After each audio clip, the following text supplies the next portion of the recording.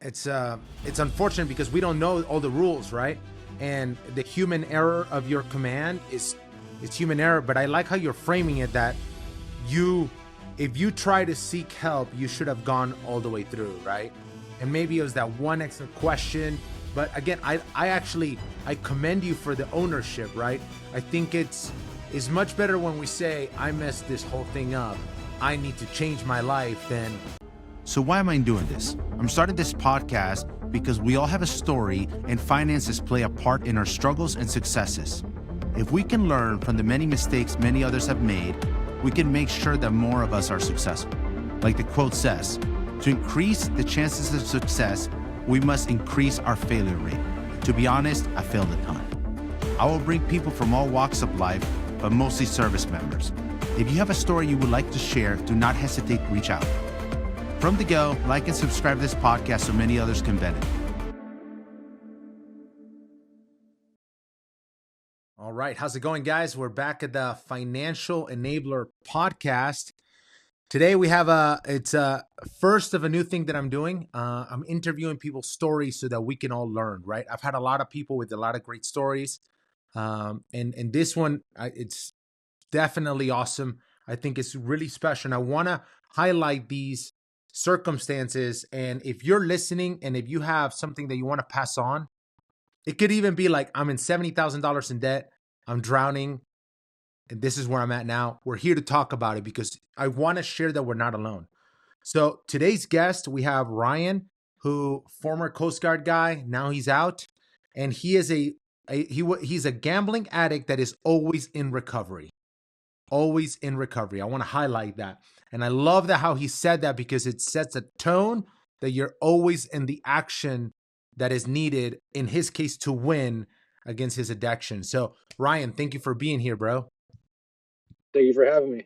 Yeah, man. So give us a quick backstory of I know you said you were in the Coast Guard. Can you open to share how was your career and what got you out of the Coast Guard? Yes, so I started my career 2015, left to Cape May, New Jersey for boot camp. They got an 8-week program that they do. Me, I went straight from boot camp to my first duty station as a non-rate. For those who might not know, for the Coast Guard, typically most people when they come out of boot camp, if they don't go a rating, a job, a MOS that is in critical need, you go out to the fleet, to wherever you get first stationed at, your first unit. It could be a ship, a small boat station, an air station, wherever it may be.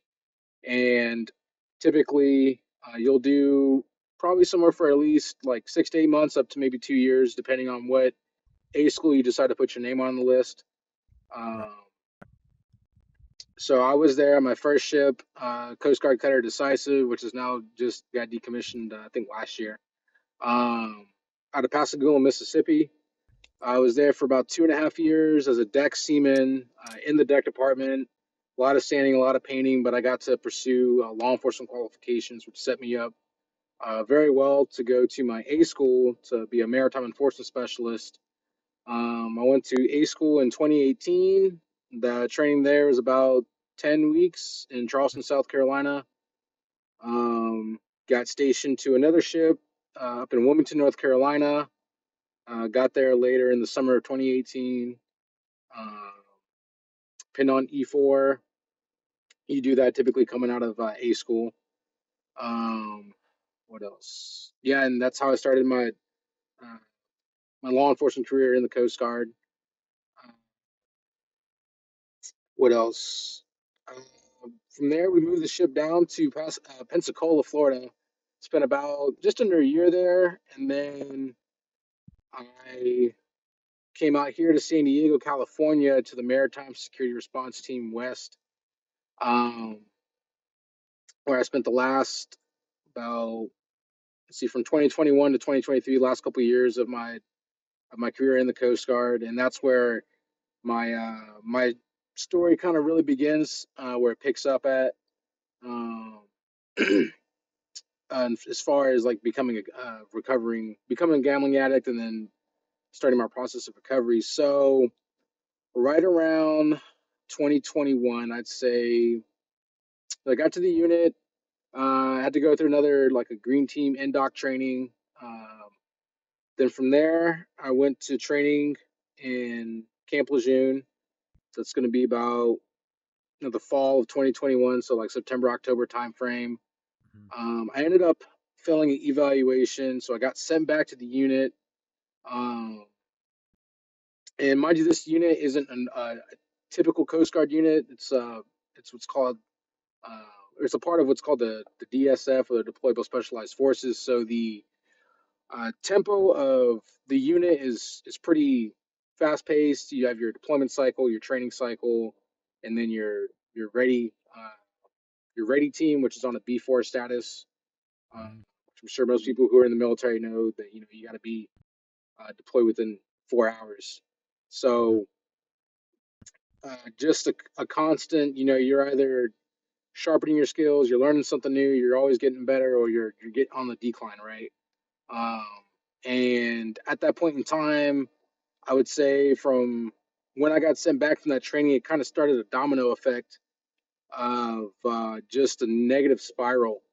Um, and for me, I was like, what's a good thing to kind of, I guess, uh, not have to really, kind of decompress, Mhm. let some stress out. Work. I worked out. Sometimes I go to the beach, but I kind of started gambling a little bit here and there. Not anything crazy that anybody would raise an eyebrow at or really think would be a negative thing, right? Just maybe I'd say when I first started, it was about maybe like once or twice every like 2 weeks, Mhm. and I gamble go in maybe like with like $80, $150, something that to me I was like, oh, I can definitely afford to, to lose Mhm. this money. And typically, uh, at first I knew when to walk away, right? Yeah. Um, I think most gamblers, we can all say, uh, especially when I went to Gamblers Anonymous meetings, we all had these weird, like very, very similar paralleling stories of, like, yeah, it started off so normal, so nonchalant, and then somewhere along down the line, it's just like these baby steps into, it goes from $1 to $5 to $10, whatever it is that whatever your for me it was slot machines. That was my uh, biggest thing that got me right. It wasn't some people it's card games, some people it's blackjack. Um, you know, it's everybody's different. So for Right. me, I got hooked on slot machines and I started at penny slots, where everything's very, very low volatility. Um, slot machines, which I'll kind of go into later. Not, I don't say this with pride, but a bit of a slot machine nerd a little bit. But Right. essentially, depending on what kind of slot machine you're playing and the denomination and everything, that kind of plays a whole role into what you can earn or how much you can win, right? Right.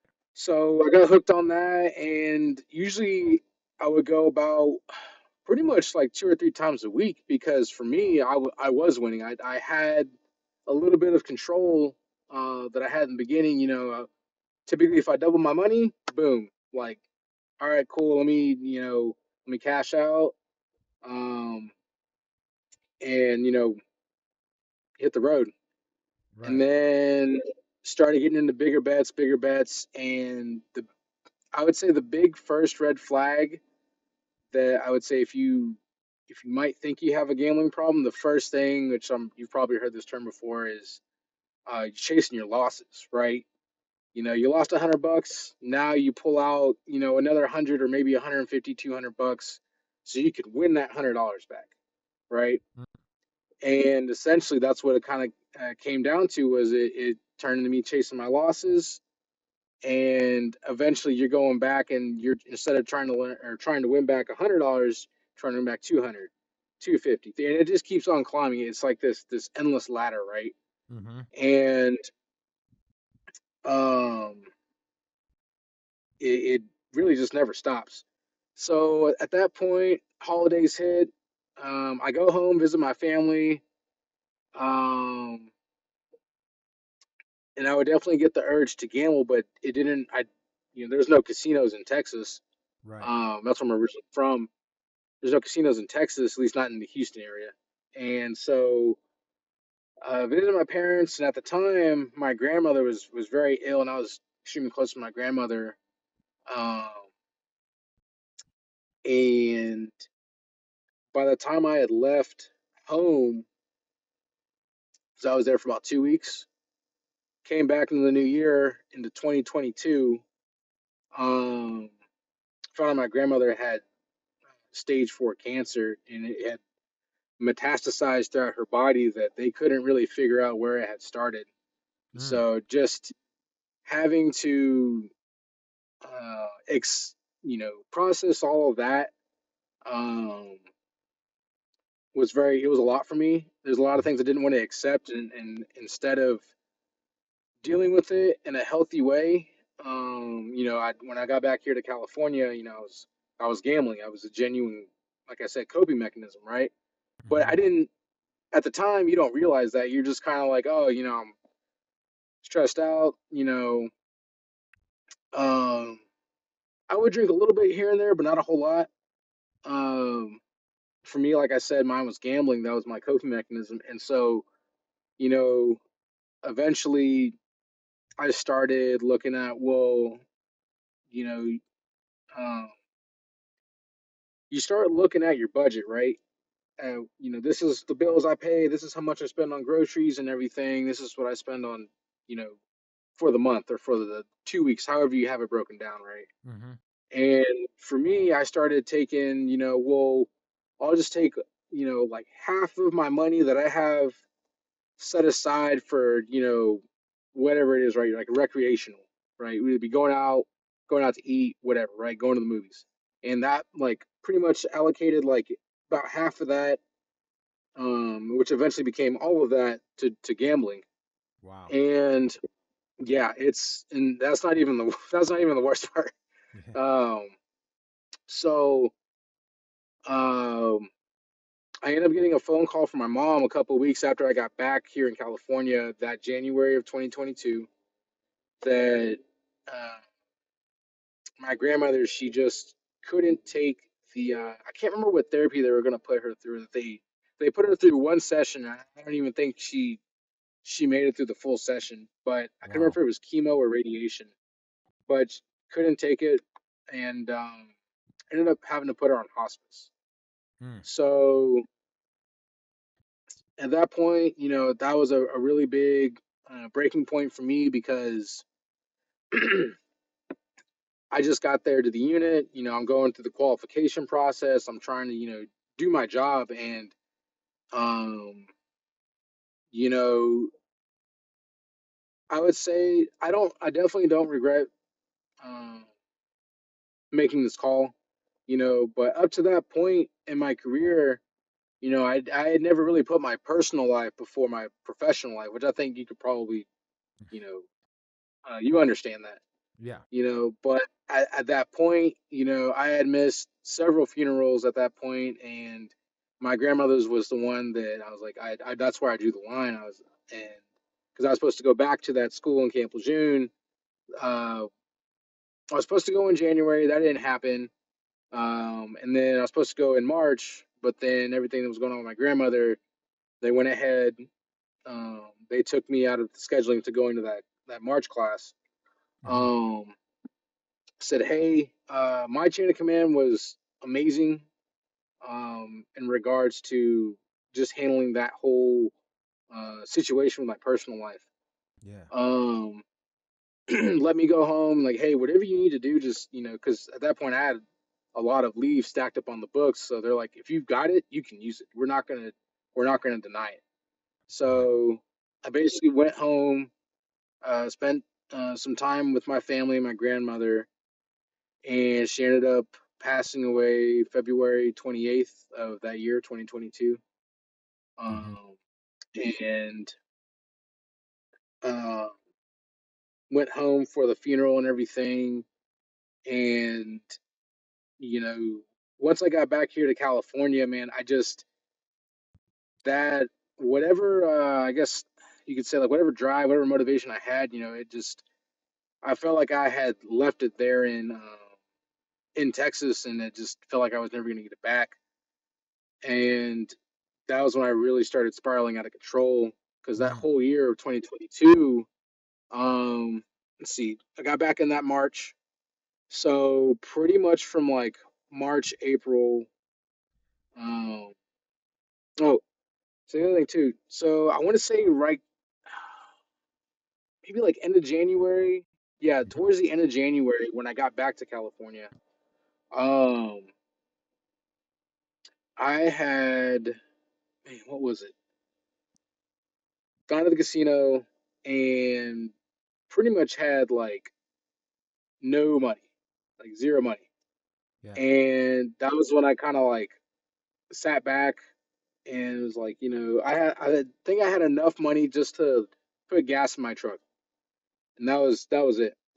Wow. And so I could drive, yeah, so I could at least drive to and from the unit, right? Go from Yeah. home to work, and that was it. Yeah. So I had actually went to my training officer, and he wasn't. He's in my chain of command, but he wasn't. He was a Coast Guard civilian. Right. Uh, so I think it was like a GS 14, I think GS 15.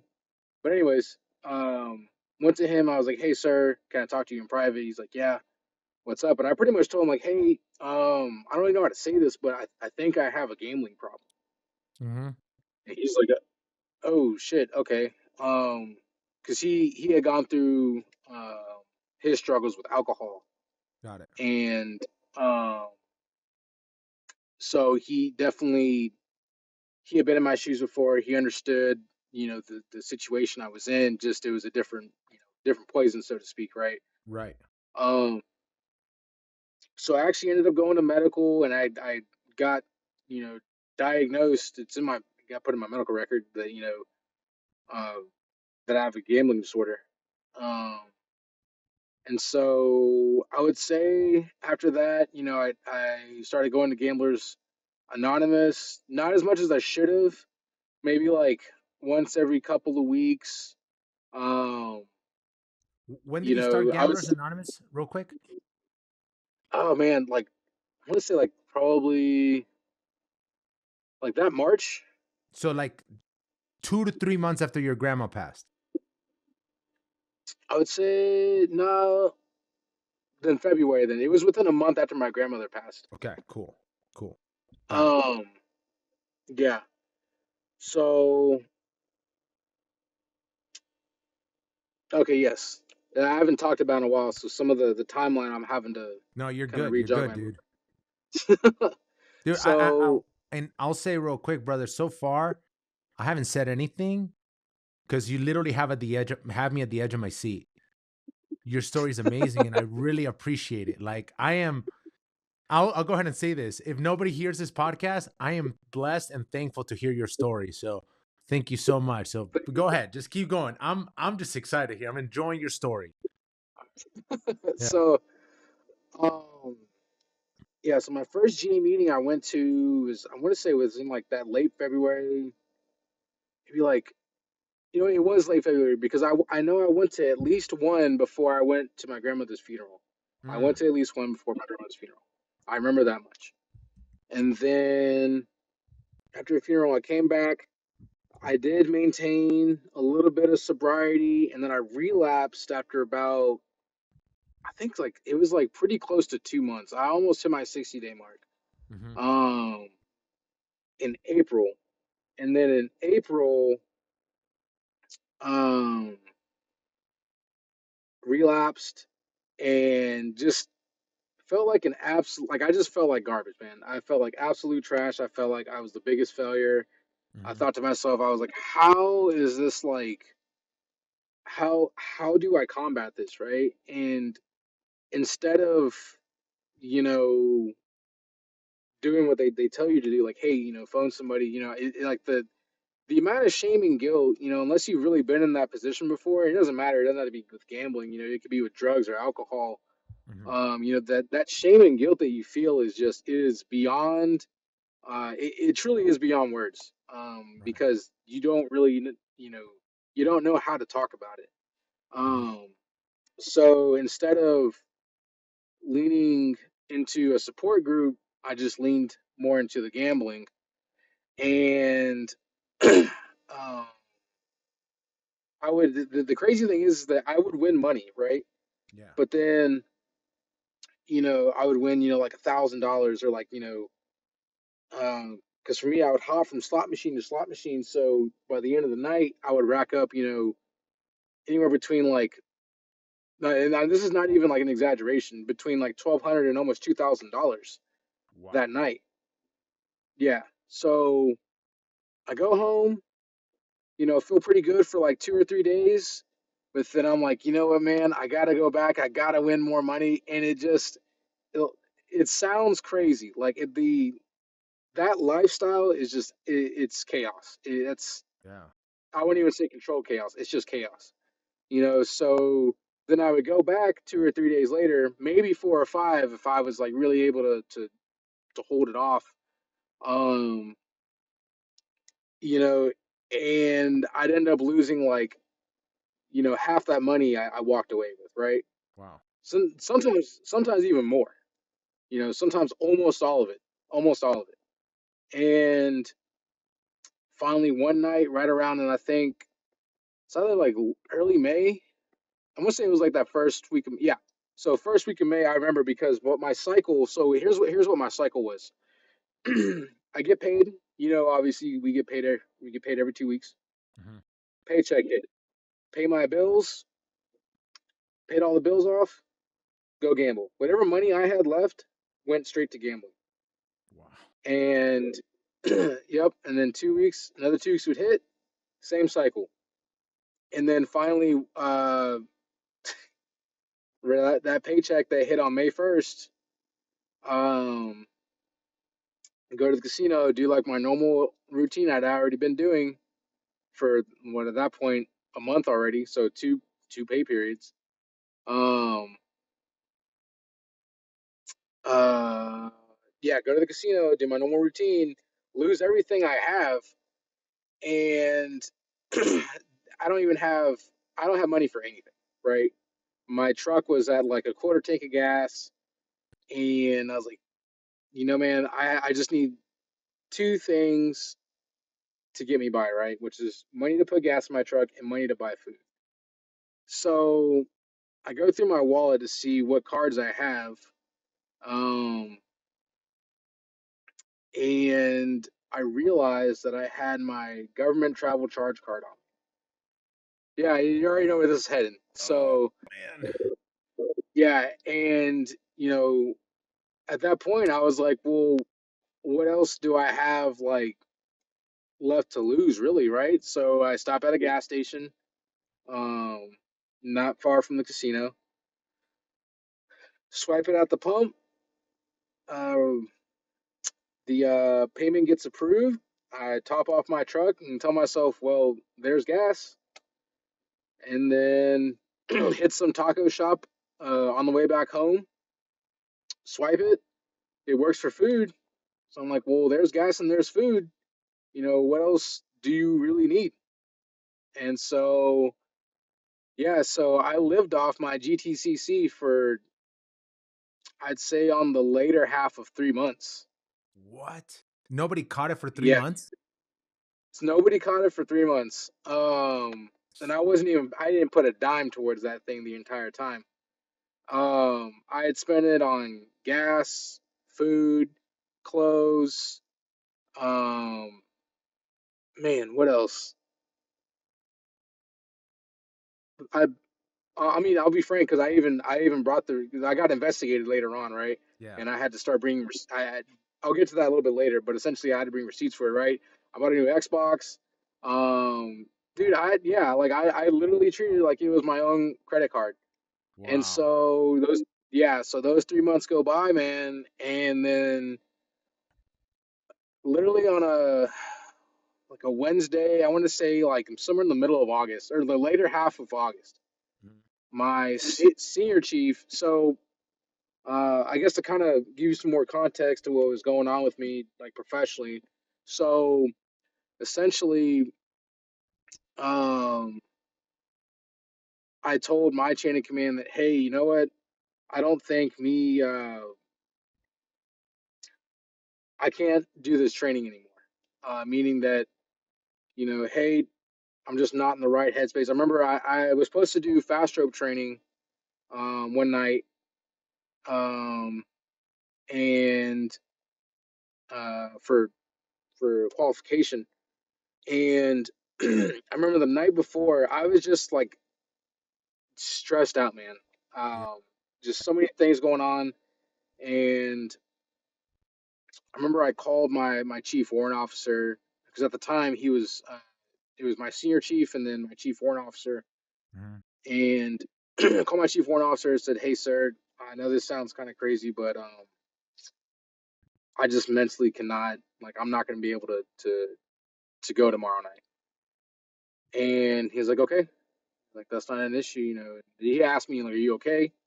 And I'm like, "Yeah, I'm just, just mentally, I can't do this anymore." Mm. So next day, I get to the unit and pretty much had a meeting. Um, and at those type of units, you have what's called a no fault transfer, which is what happened to me.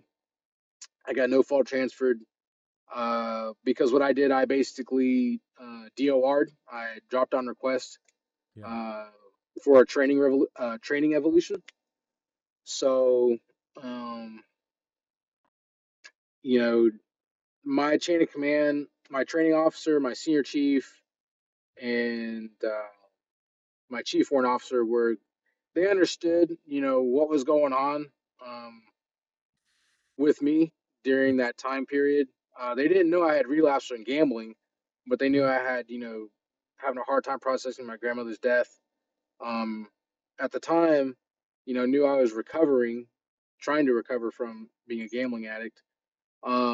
So they understood that, that those exterior forces, those exterior pressures were really weighing down on me. So um, I got no fault transferred and was pretty much in this limbo state of we don't know where we're going to send you because I just pinned on E5 Mhm. that May also. So that was probably like one of the worst things that could happen because to me in my mind I'm thinking, well, it's just more money for me to gamble with. Yeah. Um, so yeah, I was in this limbo state of just I was working for the training department. Just if new guys came in, helping them get set up, get acclimated to the unit, check them in. Uh, Sometimes I would issue gear out for them, and just more of in the logistics and support role of training departments. What I was. Mhm. Um, so that's what I did up until I did get orders later on. Um, so going back to August, uh, my senior chief approached me. Well, he actually called me during the workday there at the unit. He's like, "Hey, man, just when you get a chance, just can you meet me in I think the warehouse or whatever, um, by the bay doors? It's just something I got to talk to you about. It's kind of important." So he left me a voicemail. Called him right back. Met him in the warehouse, and he just straight up asked me. He's like, "Hey, man, do you know you have a $4,700 credit balance on your GTCC?" And at that point, man, I was at like standing like at the edge of like a mountain or like a cliff's edge, Yeah. and I was like, I just can't lie anymore. Like I Yeah. couldn't do it. Like especially to him specifically, he's a great mentor, great leader, and you know for for me to lie like right there to his face, man, I couldn't do it. I did not have I just did not have that in me. Yeah. And I told him, "Yes, senior chief, I do." He's like, "Well, what's it from? Was there a travel claim that you didn't get done? Like what's going on?" And mind you, this is just like on a Wednesday afternoon, right? Yeah. Like there's this is like a pretty like random thing to just pop up on his radar, right? Yeah. And so I told him everything. I told him like no, I had relapsed in gambling. I lost everything, and I had to have something to support me. Um, with no money, Mm-hmm. and he was just like, "Holy shit, man! Okay, like, well, because the reason why he brought it up in the first place is because he's like, you do know that the XO looks at the Excel spreadsheet of everybody's, their name, you know, their card number and their balance, right? I was like, no, I have no idea that. He's like, yeah. He's like, so the reason why I'm bringing this up is because if I don't bring it up and nobody else brings it up and he's the one that sees it, like at the end of the month, he's gonna be like, what in the world is this? Yeah. And so he's like, okay, um, he's like, all right, well, obviously I have to report this, right? Like this isn't just something that's like, oh well, can you just pay it off? And you're like, no, it's not anything like that, right? It's a pretty significant amount of money. Yeah. Yeah. Yeah. So I end up uh, surrendering my GTCC, um, and yeah, pretty much I got it. I think I got investigated. I want to say within like 2 weeks after that happened. There was an E7 that came and interviewed me, and I was completely honest about everything. Like Yeah. at that point, I told myself, you've already, said what happened. It was the truth. You told them you were completely honest with them. There's no point in lying. So yeah, I mean the investigation went by pretty quick. I think within maybe like a couple of weeks. And I brought receipts for everything for stuff I had purchased. Um, that at the exchange actually, believe it or not. Um, At least he didn't pay taxes, right? yeah, I guess so. Yeah, yeah, I Let guess me. the What was the timeline between the investigation starting and you? I'm assuming this was the reason you were told to leave the Coast Guard, right? oh yeah. So, um, yeah. So that investigation took from the time that I got investigated to the time that I found out the conclusion Yeah. of that investigation was November 2nd, 2022. I vividly remember that date. Um, so since I was due for a no fault transfer, I did get new orders. Oh, mind you, so at that point in time, also I had developed a relationship with my now fiance. Yeah. Um, Earlier that year in January, actually, of all time frames, and I had started talking to her. We were dating a little bit off and on, and then uh, found out she had gotten pregnant in I think May or June Mm-hmm. or July. I think July. Yeah. So I have all this going on, and then I find out I have a baby on the way, and like my mind was just not, there's just a lot going on, right? Yeah. And so, and my chain of command knew that I had a baby on the way and everything, and just I was just a mess, dude. Like Yeah. I was probably like every senior enlisted's like Murphy's Law, like the epitome of Murphy's Law. Like everything that like you think could go wrong with like an E5 or above, like I was it, dude. Like I Yeah. was, I was like Wow. kryptonite, dude. Yeah. Yeah. And So I had all yeah, what's yeah. that? So with that, like, just so that I know, like, you're were after the investigation started, were you able to continue gambling, or were you able to stop once they got your GTCC? No, I had to. I was pretty much forced to stop. I had to stop. I was going to GA meetings. Okay. Um, I'd say at least like 3 times a week. If I could, I try to go 5 times a week. I think I was able to do that maybe like 2 weeks, and it wasn't even back to back. It was like 2 weeks that were not consecutive. Yeah. Um, but so I had gotten orders because I got no file transferred, and then during the investigation, I found out those orders got pulled. Um, and so my training officer pulled me into his office, and he told me like, "Hey, those orders got pulled." And he told me he was pretty serious. This was probably like late October.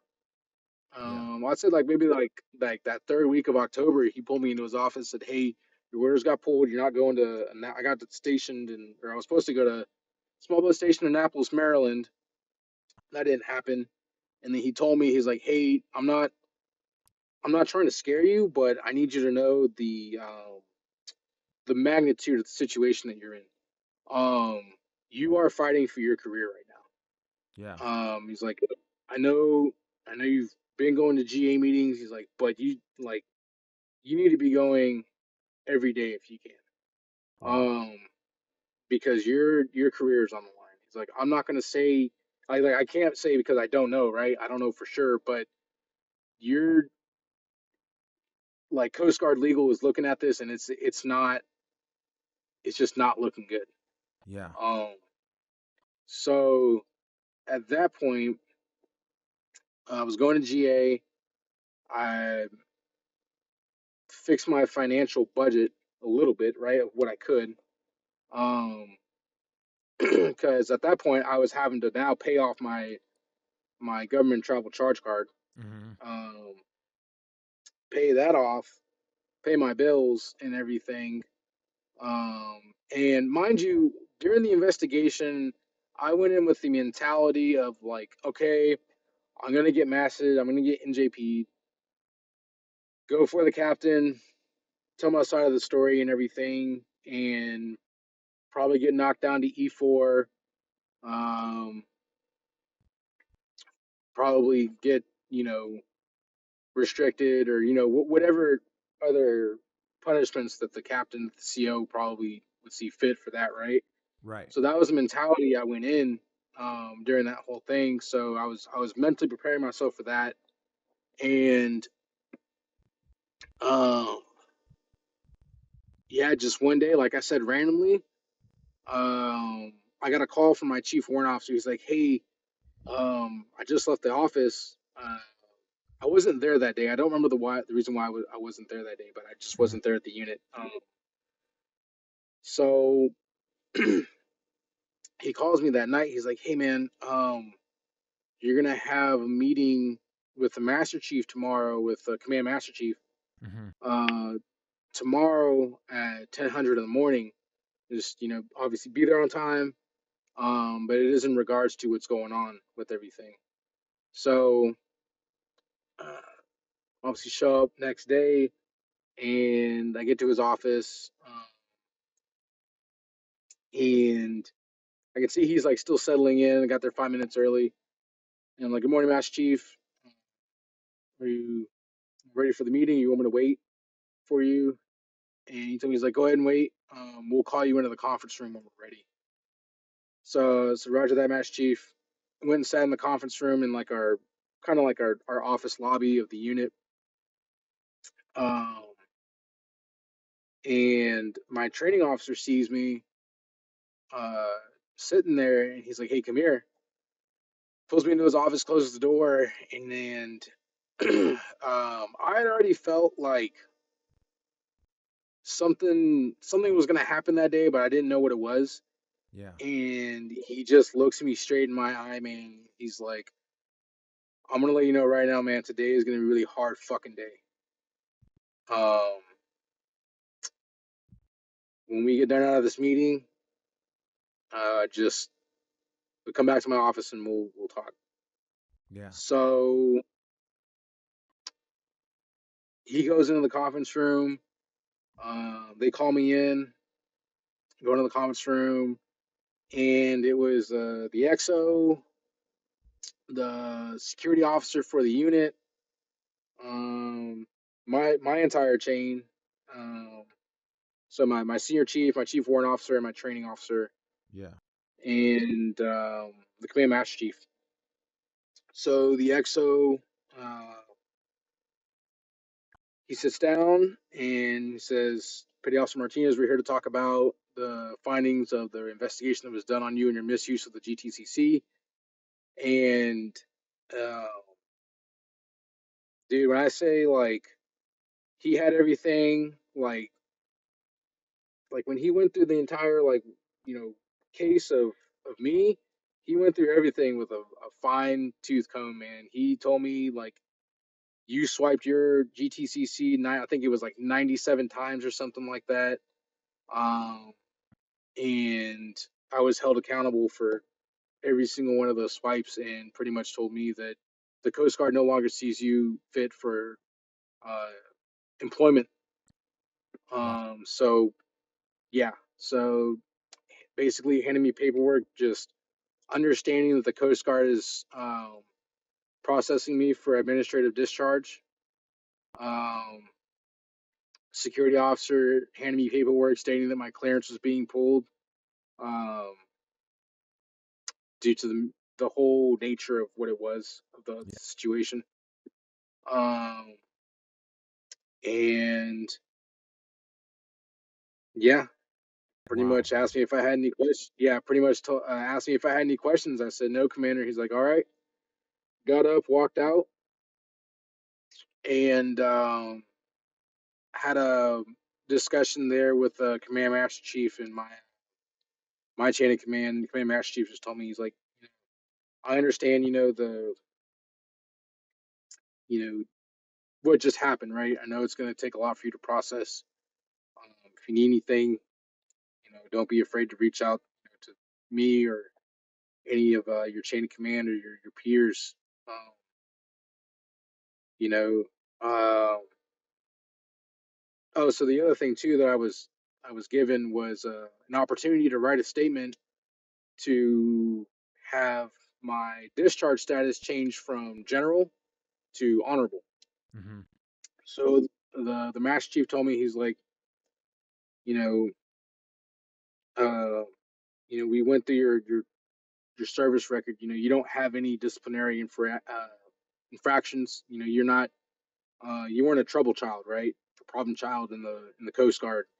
You know, um, I would hate to see you judged um, or your character of service judged off of one mistake that you made that got you, kicked out. Wow. Um, so he's like, make your statement, um, make it as best as you can in regards to, why it should be honorable. And I'll do my part to help out with make sure helping you get an honorable discharge. Um, so I went ahead, did all that, um, and then, man, when I say like the that was one of the most visceral experiences I've ever had in my life.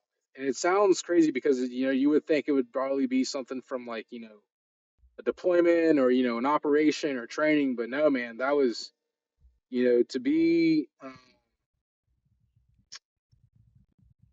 to have everything that you've done for the past 7 years just kind of what I looked at is throwing it in the toilet Yeah. and you know flushing it down the drain. Uh, just boom, right there, right? Have everything just be done in such a short amount of time.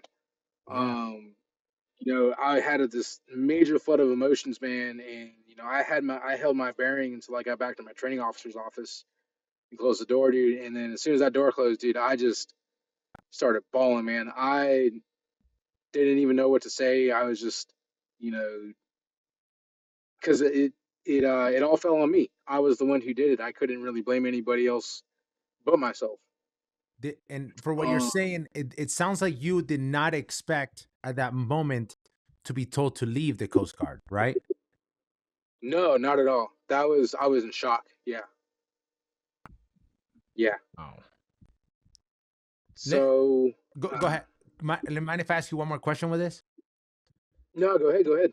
Do you because I'm feeling this. It sounds like despite, because I'm sure these men had to make the decision to force you out, did you feel supported by the command? Oh, 1,000%, yes. So yes, my senior chief, my chief warrant officer, my training officer, um, they, and even my command master chief, Hmm. um, 100%, yes, they Wow. definitely supported me. When I first had self-reported myself way earlier in the year, you know, uh, they helped me. They're like, "How much does it take to fill up gas for your truck?" And I told them it's like 70, $75. So like, all right, here's $75. And they gave me gift cards to I think Vons and Albertsons, so I could buy groceries for myself. Yeah. You know, like they genuinely did go out of their way. I can't say that they didn't do their part. Um, I just, I didn't lean into that. Like I said, instead of leaning into a support group, Hmm. I chose to lean into the gambling. Um, but yes, I would say, did I felt supported in that time? Yes, I did. Mm. Um, which I think a lot of people can't really say Yeah. that in their military experience, which I would say I was extremely blessed um, to experience that. Not just there at that unit, but I would say pretty much 99% of my time in the Coast Guard. Yeah, for sure. Um, yeah, I had really good leadership, really good direct supervisors, um, and just being around great people. Um, but yeah, kind of going back to I guess the timeline. Hmm. So yeah, so that was November 2nd. I found that out. I got told that we don't know when your discharge date is, but it could be anytime. Yeah. It could be 3 months from now. It could be 3 weeks from now. We honestly don't know. So at that point, I had it's kind of like okay, and really they pretty much gave me the time I needed um, to set myself up for getting out. They still let me take leave to go see my family because that was in November, so they let me uh, take leave to go home for Thanksgiving and go home for Christmas. Um, and when I went home for Thanksgiving, was it Thanksgiving? No, I don't think I went home for Thanksgiving, but I went home for Christmas. I know that for sure. Um, no, no, I did go home for Thanksgiving. It just wasn't a full week. So I went home for Thanksgiving, and I remember because yeah, I did because I told my parents in person Hmm. what had happened. Yeah. Told my parents what happened in person, and or I think I at least told my mom. Yeah. But either way, my parents 100% knew by Christmas time. Um, they had just told them like I don't know when I'm getting out. I just know I'm going to be getting out. And some time went by. I made my statement, um, which I will add this detail in there, not because I'm trying to point the finger or put blame on anybody else other than myself, Yeah. because like I said, I 100% take ownership of the whole thing, the whole situation. But when I was getting information to write my statement, because I had to make documented dates of when I was diagnosed and all this other stuff, right? Yeah. Um,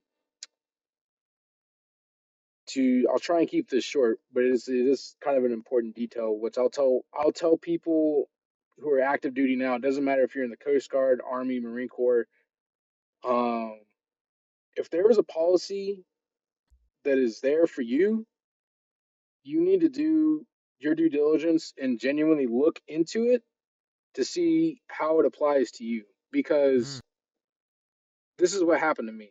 So the Coast Guard has their Command Drug and Alcohol Representative, which Yeah. the acronym is CDAR, Mm-hmm. CDAR. So when you hear that, you're thinking, okay, alcohol, drugs, is it that's what all it pertains to. However, what I did not know, and I found this because I talked to the medical staff at the unit, the chief at the time, Yeah. um, told him my situation. I was getting information for my statement, and as he's giving me my information and everything, he asked me, the day that you got diagnosed for your, gambling disorder, did you go see the CDAR? I told him, no, chief. Why would I have done that? He's like, well, I just got back from CDAR training last week, and he said that gambling addiction is categorized as a legitimate use disorder. Wow. So, by policy, what should have happened was that same day that I went and saw medical to go, went to medical and did, the medical portion of being diagnosed with a gambling disorder. I should have also sat down with the CDAR, um, Hmm. with one of the CDARs there at the unit, and they do a separate case on you to keep track of like to basically to keep track of you and your progress, but to also let the command know, hey, we have a member at our unit that is having an issue Right. um, with it could be alcohol, gambling, whatever it may be, right? And so it's there to help support the member. It's there as a support as a support role. Right. And he told me like that should have happened that same day that you went to medical, but that never did. And he's like, I'm not, he's like, I'm not telling you what to do, but I would strongly recommend you put this in your statement, this information, what I just told you, in your Right. statement, because um, if someone at the end of the day, if someone were to come and ask, hey, we understand, yes, this member did what he did with his GTCC.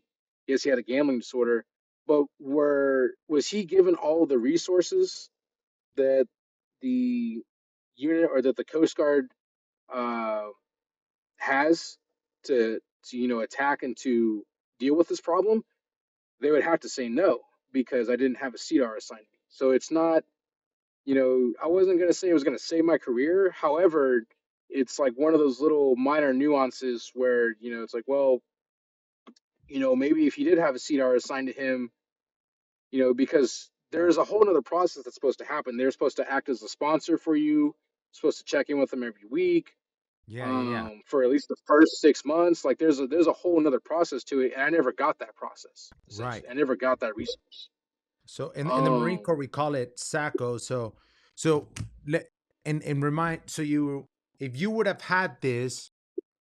So what you're saying is that it benefited you at the well, obviously it would have probably been better if you would have seen the CDR through the entire process. You would have probably never ended up what you did.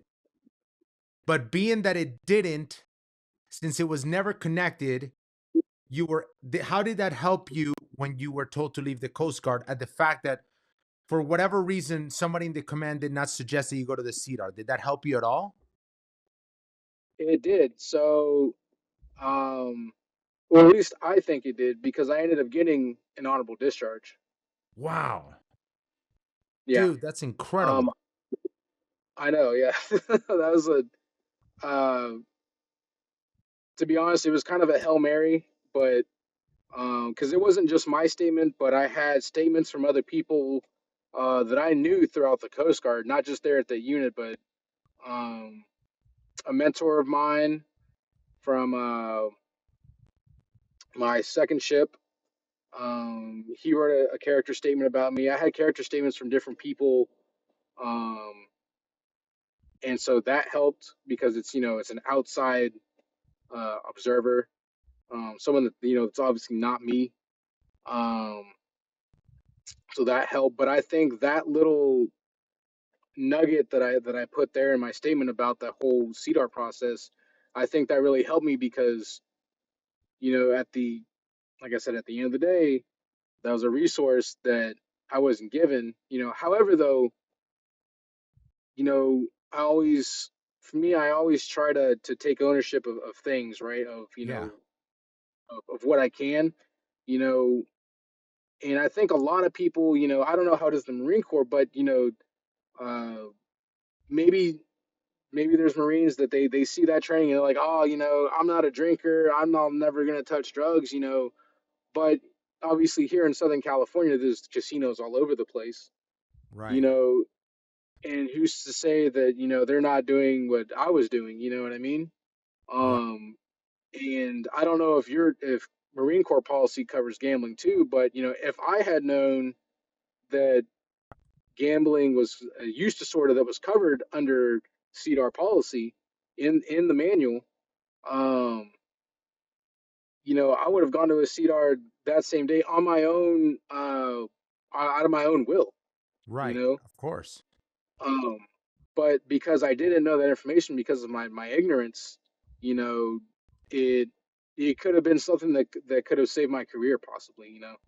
Right. Um, so that's one thing I add that to the story to if you're in the military, know policies about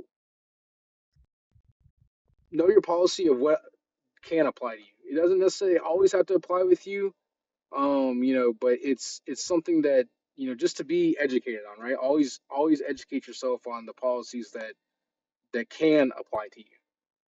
Of course. Dude, that's really big because it's unfortunate because we don't know all the rules, right? And the human error of your command is human error, but I like how you're framing it that you if you try to seek help, you should have gone all the way through, right? And maybe it was that Yeah. one extra question, but again, I actually I commend you for the ownership, right? I think it's much better when we say I messed this whole thing up. I need to change my life than because I the trickle effect of the pain that you can feel by saying senior chief or chief warrant officer should have told me, then you hold a grudge towards men that don't deserve it. So I commend you for that. That is incredible. And were you actually out of the Coast Guard? How quick were you told to leave? So when I got back, or no, it was right before I left for Christmas leave. So probably about like somewhere between like December, we'll say 10th and December 20th. Um, that week right around there, I found out my discharge date and I found out I was getting an honorable discharge. So discharge date was January 17th, 2023. Um, so I went home for Christmas leave, told my parents, and then got back and uh, just barely was gonna barely scrape by um, with what I had, um, with what I thought was my last paycheck in the Coast Guard after getting out, but it wasn't. Mm-hmm. So I was like, what do I do? What do I do? What do I do? And like, what, man, let me leave it one last, let me just go to the casino. I'll win a few $100 and then I'll walk out. That did not happen. I lost everything. Ooh. And yeah, and I vividly remember this because I remember I scheduled my truck payment and that was $600. $600 that was just sitting there in my bank account. And I told myself, like, I'm not going to touch it. I'm not going to touch it. Went to the casino. It definitely it got pulled out. Um, and lost everything. So I woke up the next morning and uh, I really didn't know what to do. And I was like, I had to tell somebody to hold myself accountable, right? Yeah. So uh, I called my mom, told her what happened, and she ended up covering me that payment for that month, and she asked me like, what are you gonna do? Like, what are you doing? Do you have a job lined up? And at the time, uh, at that like literal point in time, I did not. Um, the only thing that I knew of um,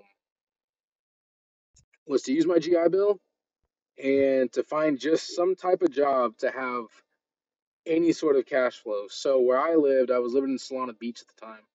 I went and worked at the discount tire there, like, oh man, probably within like the week after I got out. Um, so super easy job to get into. Went and interviewed, got hired the same day. Went and took my drug test. Showed up the next day for training and started working there. Right. Um, was able to eventually pay my mom back. Um, and bring in some type of income, and then I started welding school. I want to say that February. Yeah. Excuse me. Yeah, like halfway through February, I started my welding school. So I had E5 BAH with dependents, coming in, um, which well, it wasn't even the full amount, Hmm. which was like it's like 37. It's just over $3,700. Right. And at the time, I did not know this, but the school I was going to, we only did 20 hours a week in class, Oh. which in the eyes of the VA, if you do anything less than 22 hours, you're not considered a full-time student, so they don't pay you 100% of that Mm-hmm. E5 BAH. So I'm not even getting like 100% of that, but I'm like, I have to make this work. So I'm able to, make ends meet. My son was born in March of 2023. Um, so that was a blessing Yeah. amongst the chaos. Um, I would say the last major like trigger event that I had that made me it made me want to gamble, but at the same time, um, I just can't do it. Like to me, it just didn't make any sense. Um, so I got out January 17th, and then a couple weeks later, what was it, February? Oh man, probably like February like 11th or 12th. I got a phone call from a good friend of mine who I was stationed with. We used to live together. We were roommates together. Um, he called me. He's like, "Hey man, did you hear what happened to Groby? Who was we were stationed together, and we were all three of us were roommates at one point in time." Mm-hmm. And I was like, "No, like I haven't talked to him in a while. What's up with him?" He's like, "Dude, he took his own life." Wow. No way. And yeah, yeah. So man, I remember just having like this overwhelming feeling, dude. I would do Uber deliveries on the side. So I was working for Discount Tire and driving for Uber. Mm-hmm. Um, and I remember, dude, I like I hit pause on like receiving like deliveries. And I remember I just had to pull over. I was just crying, dude, because I just was like I was floored. I mean, we all were. Everybody that knew him, that was like good friends with him, or Mm-hmm. even just friends with him, not even like that close with him, man. Like it rocked all of our worlds, not just me, but our entire like group of guys that we still kept in contact with, man. That rocked us really hard because he was just somebody that, you know, we were like, oh dude, he'll like if there's anybody that can figure anything out, it's him. Like he he could just figure if it was hands on, dude, if it was working with his hands, he could figure it out. So Right. we're like, if there's somebody that we know is going to be able to figure it out, like after he gets out of the Coast Guard, it's going to be him. And what I ended up finding out what happened was he uh he got I think a second alcohol incident. I think he got a DUI. Um, and essentially was in the same boat that I was in. Got kicked out of the Coast Guard, and so um, yeah, it really it even still kind of haunts me. Not as bad, but it still like lingers in the back of my mind. But I always thought to myself, like that could have easily been me, because we were just our situations were parallel. Just his was with alcohol and mine was with gambling. Right. You know, because I was in a pretty dark place in my mind Right. at that point in time. Except I had my son. And my son just he changed my life for the better when he was born, and so that's what he was the light that gave me hope. So when I heard about Groby, you know it made me take a really big step back and really kind of reevaluate my life. And it wasn't one of those things where it happened immediately. It happened a few months later down the road. Um, but yeah, I would say like that happened, and I just thought, like I can't, like, I can't let my addiction get to the point where it's gonna affect me in a way where it's gonna take me out of people that love and care about me out of their life, and I leave them with the pain of what I was dealing with. Like what I was feeling. Yeah, I don't feel it anymore, but it gets passed on to everyone around you when you pass away. Totally. So and so I just it was one of those things I would say where it's like you're exhausted and you're beat down to the ground, and you have like a second wind, but you don't. It's not like a very like uh type of second wind. It's a very like, all right, like I'm gonna have to keep crawling for a little while more, but at least I'm crawling and I'm moving forward, right? And so Right. that's where I was at mentally. I was very I was still in a dark place, but to me, even though the light at the tunnel felt very far away, I was crawling towards it, right? Um, and to me, at that point in time, that's all that mattered. Yeah. Um, so, uh, yeah, I was eventually I was able to have myself budgeted to where I just drove for Uber, about 2 to 4 days out of the week, and I went to school at night. And then other than that, I just was there at home taking care of my son. Dude, that's a huge turnaround, and that's it sounds like you've got it not all figured out, but it seems that you're in a good place. Can you tell for the audience like how long you've been sober? So yeah, so what is it? Today's October 29th, 2024. So I've been sober for like a year and February, March, April, May, June, July, August, September, October, about to go in November. So almost 2 years, a year and 9 months. Dude, that's a ton. That's a congratulations. I know that in sobriety, every day is a win. Every day's a win, dude. Yeah. So congratulations for that. That is incredible. And I wanted to say just what I said earlier that I'm enjoying your story because you're a great storyteller, and you have a story that I genuinely believe that a lot of people can value from it. Right?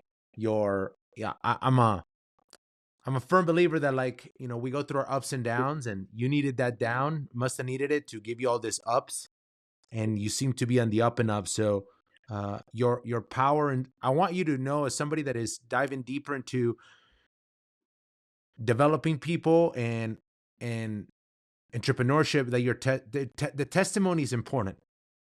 Someday somebody, I hope somebody in this podcast listens to your story and it's like, I'm there.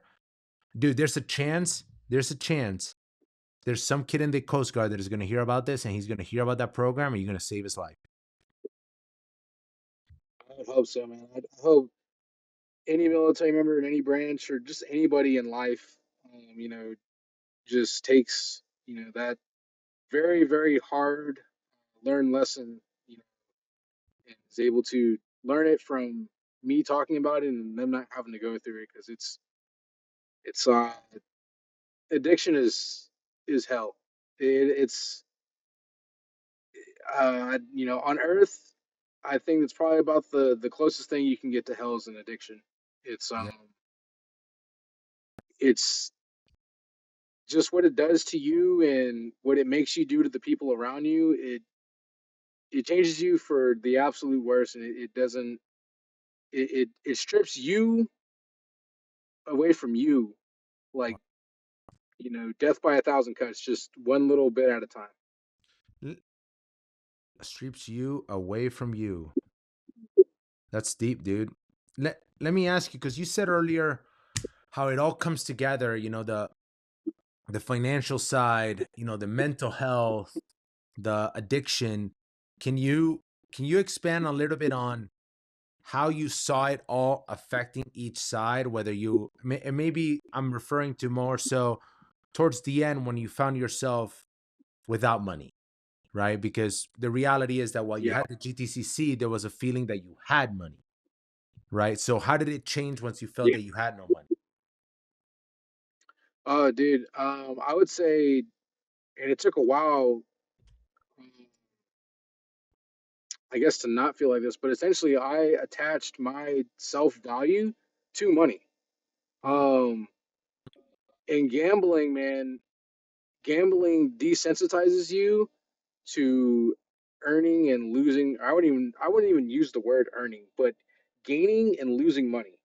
yeah, Um, because you could be doing, like, for me, I love slot machines. Um, you could be doing $10 a spin. Within like a minute, that could be like, 200 bucks. It's not even an exaggeration. yeah, Um, so it's like, oh yeah, 200 bucks. You put another 200 bucks in, boom, you hit a $600 or $700 jackpot. I was like, oh sweet. So like that, it it's kind of hard to explain, but like I said, that like exchange that you have of like so much money, you know, it just desensitizes you. right, Um, and that's what I use as my coping mechanism. So that's what you know I I put my value in, and that's what eventually I tied my self value to. So I would say how I felt without money. Well, I felt like nothing. I felt like I had zero purpose. I was worthless. yeah, And when I did have money, I felt like I was it, man. Like I felt like I could do anything. I felt like, I could just do, whatever I wanted. I like my self-value went up in correlation with the amount of money I had in my bank account. I think now, after going through, I forgot to mention too, so I was going through therapy sessions too. mm-hmm, Um well, I was both in the Coast Guard and for a little bit after I got out of the Coast Guard. Um um so I was able to have like that mental health, uh, I guess, mirror, so to speak, right? yeah, Um, but I would say, it all starts, mentally in your mind. Um, you know, I would say the last thing you ever want to tie your self worth to, or your value, you yourself as a person, is money, because you know there's so many other things that are above money in regards to value. Your I yeah, would say the number one value is your time, right? right, um that took a process. That literally took the entire time that I spent with my son. Like, it was about 9 months of me literally just going to school, um, just taking care of my son. Um, like, by the end of that 9 months, I realized that time is way more valuable than money.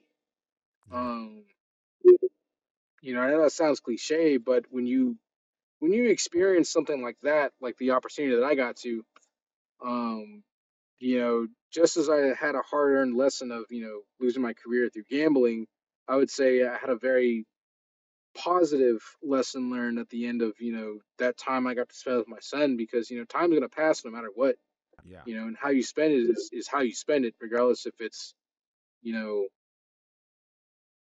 living in the moment, you Mm-hmm.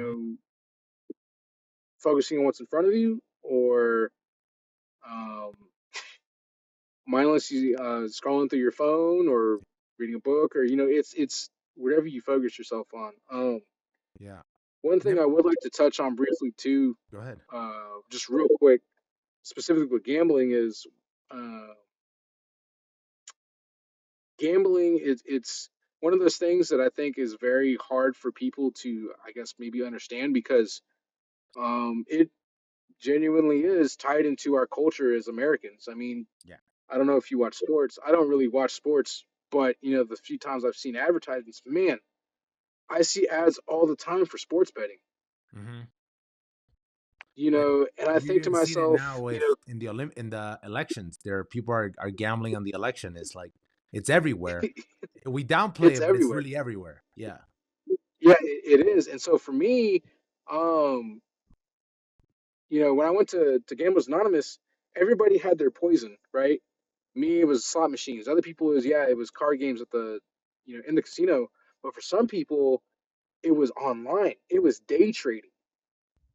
Yeah. There was people that would day trade and they would lose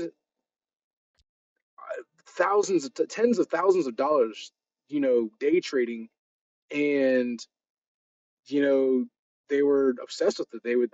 They were gambling because that's what it is. It's legalized gambling to a degree. Um, and I thought to myself, I was like, thank God, I mean, they were able to overcome their demons, as far as last time I saw them.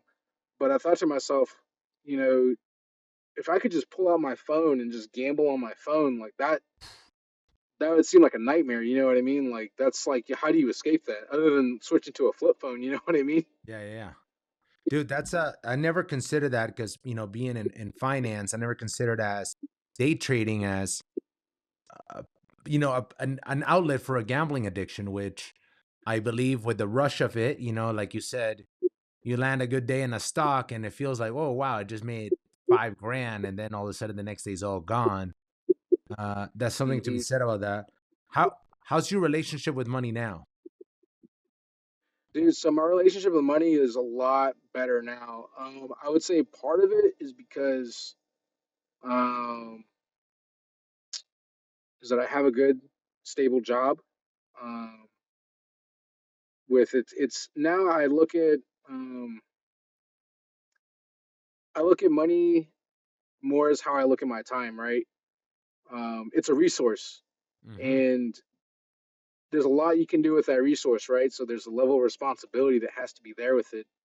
I'm not going to sit here and say I'm a guru or I have like the most financially savvy. I'm not, but I definitely have enough experience now and wisdom to be able to say like I definitely know what not to do Yeah. um, with money. Um, I would say the biggest um, blessing that I have received through my sobriety was eventually getting my VA disability claim through. Um, it took over a year, and so which I'm sure you probably are aware of. There's back pay that comes with that, and so when I finally received that money, instead of like I would say the mentality that I had when I first filed was like, man, I just can't wait to get this money. Everything's just going to be so much. But like, I genuinely thought like it was going to be the answer to all my problems. That was over a year ago. That was last summer. Wow. Damn. Fast forward over a year later, um, you know, I got it, and it just I didn't feel any different. And I think it was because my how I valued myself, it moved away from you know what was in my bank account to how do I spend my time? How are my relationships with the people around me? how am I spiritually? How's my spiritual health? How's my physical health? Um, and just the person that I was when I first went into doing my disability claim to how I am now, and after receiving everything, it's I'm a completely different person. It's it's something that I know that you can spend money as fast as you can you can earn it, right? You can get it. Right. Um, so I think with that, knowing that, like, you know, don't be an idiot and spend it all on anything that you really don't need. But also, use it smartly. Like, save it, right? It was the first thing I did was I put it in um an elite money market savings account so it can Yeah. grow interest. Um, that was literally the first thing I did, and I thought about it, and I just remember I sat there, and it was like right before I went to work. I sat there and I thought about it. I was like, all right, cool. And then I just finished getting ready for work and went to work and just went about my day like, nothing really, uh, like it was just any other day, you know. Yeah. Um, and at that point, I thought about it, and I told myself, I was like, before, I think when I was looking at when I put my value in money, I to an, to a degree, I wouldn't say to a degree, but I had made money I idolized money. I made it, it had control over me, Hmm. right? Instead of me being in control of my money. And I think it definitely changed my opinion about my viewpoint about what financial independence is, right? Correct. Um, it's not. I think when people say when they first hear financial independence, it's like, oh, you have the money to buy whatever you want. No, Mm. I think what it is you have the money to meet your needs, and you can get some wants, right? You're able to get some wants, but what it is that you're not having to spend all of your time making it, right? You're not having to sacrifice relationships making money. You're not having to let it cut into other areas of your life to where that becomes your primary focus. You know, Um, and yeah, it's funny you say that because I'm a really big believer in that. Like I'm in the money realm, right? And people are like, they think that I'm trying to make more money. I was like, nah, man, I'm trying to make more time. yeah, It's just about yeah, time, right? Like I need yeah, more money so I can have more time, you know? yeah. And it's not about looking at the bank account and seeing dollars. It's and I there's this, I'm a big believer of it because there's this guy, a bunch of people that I admire are like, what if you didn't have to fold clothes, fill up your car, cook? It's like, I don't want any of that. I was like, you say that until you could spend all that time with your wife and kids. It's Yeah. not that we don't want to do that, but what if you could? It's your option, and you seem to have an incredibly healthy relationship with money. Uh, so looking back on it, do you think that can you see the good in this now? Do you feel that you're a better man, or like was this the change that Ryan needed? And unfortunately, you have to Absolutely, go yeah. that way. Yeah. Yeah, it was definitely the change I needed. I think because I'll be honest with you, man. When I was in the Coast Guard, like that was me, right? Like that was what I wanted. I was like, I just want to deploy and do the King's business and do that for 20 years and then retire.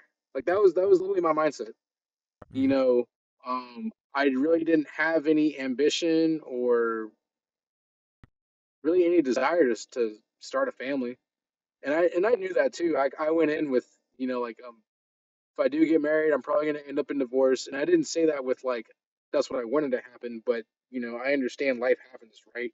Like and I kind of accepted that fate. And I think um I think with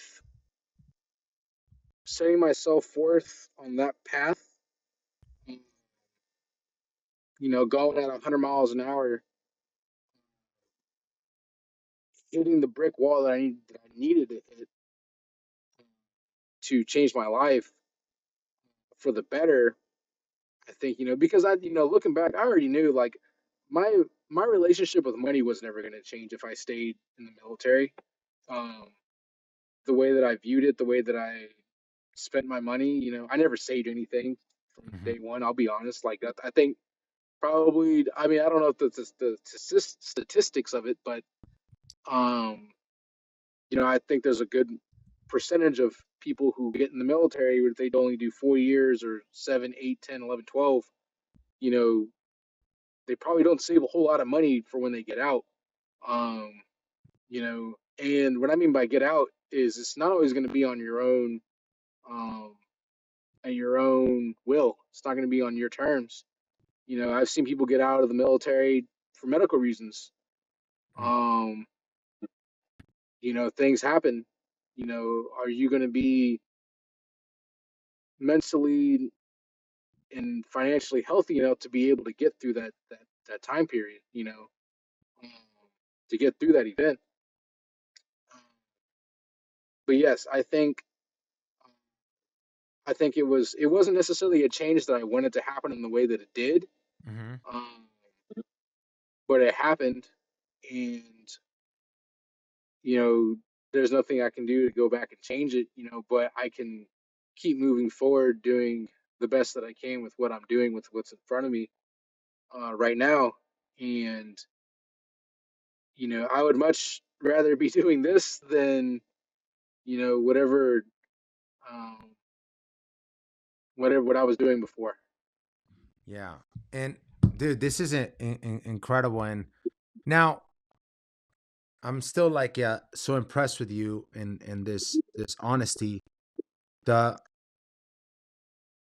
If you could tell somebody, let's say you were talking right now to a kid, he thinks he's like, man, I think I'm about to get addicted to this stuff. How would you convey to him to not? How would you I convince would him? say What would you say to him? Yeah. so. I would say, what um, what's your why, right? Why are you gambling? That's the number one reason, right? Which I think is a lot of people probably think, well, I'm gambling because like me, I thought I wanted to make money, but that was my coping mechanism. I wanted to gamble because not that only did I want to make money, but I also wanted to. That was my escape, right? I wanted to get away from all of my problems and my issues, and gambling was it. So I'd ask them, why do you want to gamble? And it could be whatever number of reasons. And I would tell them, what if I told you that the hole you're about to go down, it never ends. Hmm. It there is no end, there is no bottom. You just keep digging, and before you know it, you're gonna look up and you're gonna look up and you're gonna look around and you're gonna say, how did I get here? And you just want to go back to where you were in the first place of when you first started digging. Hmm. Um, so whatever your reason is to gamble, whether it be to cope, to make money, whatever it is, right? Most of the time it's an emotional response, and that is something that's pretty. Um, if you go to a Gamblers Anonymous meeting, that's one of the things that they tell you is it's not about the money. And when I first went in, I kind of like rolled my eyes whenever people would say that, but now that I'm on the other side for almost 2 years now, um, it isn't about the money. It's about the core problems of why you were going there, of why you wanted to gamble. Hmm. So I would say that'd be the biggest thing. And whatever the reason that they give, I would say focus on resolving that issue, focus on resolving that problem. Me, I was grief stricken for over a year. With the death of my grandmother. I would even say the death of my career. you know, you're probably not going to hear a lot of people say this, um, from all different parts of the military, whether if they, were conventional or logistics or, special operations. But I do believe there is a grieving process to the death of your career of being in the military, no matter how long or short it is. Mhm. So that was another grieving process I had to go through. So I would say me, I had to deal with my grief, and I just had to learn how to sit there and be still with it, right?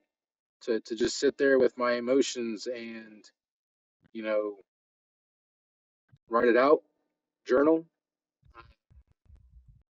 My spiritual, I've had a completely like spiritual transformation, with me personally, in regards to my relationship with Christ and with God. And it's taken a while. It has taken a while, um, but it's just a completely different position that I'm in Mhm. Do you now. and you are you Christian I or am, what's it? yeah. I would say now I'm Orthodox, Okay. um, which is the first church of what some people call it Old Christianity, or Eastern Orthodox, um, which is the church before it broke apart between Eastern Orthodox and Roman Catholicism. Mhm. And then after Roman Catholicism, you had Protestantism, which is what we most know today here in America. So Eastern Orthodox is it's a little um, peculiar compared to, uh, it's just a different church than what we know into today in America as Christianity. Right. Okay. Well, dude, this is man, this is been incredible, and I'm glad to hear your story. I want you to know that if I can be of any support to you, or anybody in your family with financial literacy or anything like that, I know you've heard, but I don't charge for this. Like, I'm here to support you if I can. You're an amazing dude, and I hope this is not the last time that we speak. Uh, I value a man of being so candid, and um, let me ask you, if I have, and I want to ask it in the audience, if I have somebody reach out to me about gambling, are you okay if I connect them with you? Absolutely, man. Yeah. I still have my Gamblers Anonymous card in my wallet, actually. Heck yeah. Um, just as a reminder, right? Kind of, it looks like this. It tells Wow. you stop and think.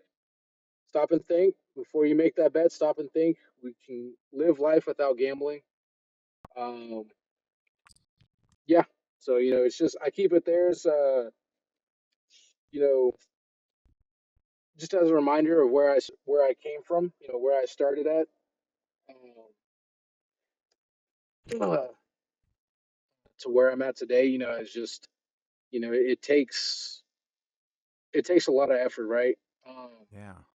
One thing I would say some of the best advice I got told when I got stationed out here from a cadre instructor is like, I don't believe in this giving 110, 120%. He's like, that's physically impossible. That's not how that works, right? He's like, and there's going to be days where you're not going to be able to give 100%, right? Hmm. He's like, but if you can give 80, 90%, just give me all that 80 or 90%. That's all I'm asking. And so, Yeah. you know, I would say with that mentality, it's you take it in your everyday life. There's going to be days they're going to suck, right? Sometimes you're sick. There's days you're just not going to be motivated. Um, you know, but to have that habit and that discipline to be able to just keep pushing forward, knowing that every 24 hours is 24 hours. It's no different than how it was yesterday, and it's going to be no different than what it is tomorrow, right? Time is going to pass. Hmm. You're going to experience something different each day, right? Um, Sure. But yes, if someone comes to you, yeah, I'll be more than happy to talk with them. Um, I haven't been to a Gamblers Anonymous meeting, honestly, because my schedule has just been so busy ever since. Not just when my son was born, but eventually I started trying to work a real job, and then eventually that caught traction. And then I've just been, like I said, using my GI Bill, going to school, just using my time wisely, For sure. being productive. Dude, I that's it's big, like you seem to have to grab your life, and you're doing an amazing thing. And again, dude, I can't thank you enough. This is actually officially my longest podcast. I try to keep them an hour, but this was just too good. So again, for everybody, like, know that you're not alone. You're a gambler. It's part of what was the name of the program in the Coast Guard to help CDAR. CDAR. If you're a gambler, go seek somebody in CDAR. If you're a Marine, I don't know. I actually don't know if SACO covers gambling. In the Marine Corps, we call it SACO. So, dude, this was incredible. I definitely appreciate your time. As soon as I get the podcast out, I'll let you know. And again, thank you for your time, brother. Thank you for this opportunity. I appreciate it. Awesome, man. This podcast is not financial advice, and it only represents the opinions of those participating. Our goal is to get you to your version of financial independence. Please follow and like on every platform.